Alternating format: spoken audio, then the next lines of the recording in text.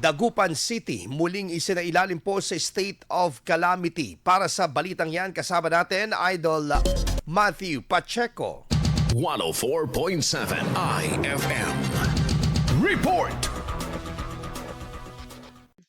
So, draft resolution number R-149, declaring the city of Dagupan under a state of calamity due to the severe effect brought by Typhoon Nando is hereby adopted.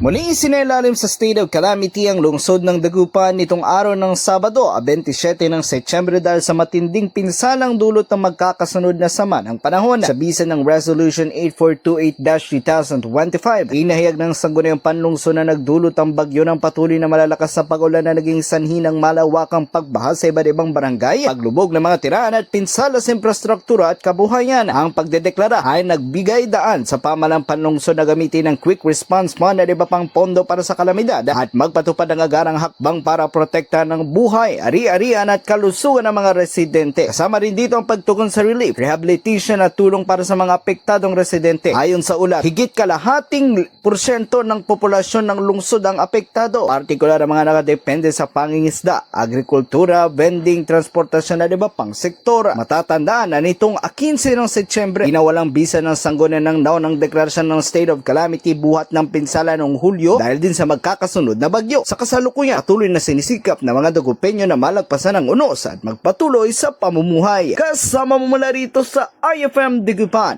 ito si Idol Matthew Pacheco. Tatak IFM!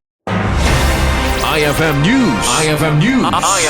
IFM News.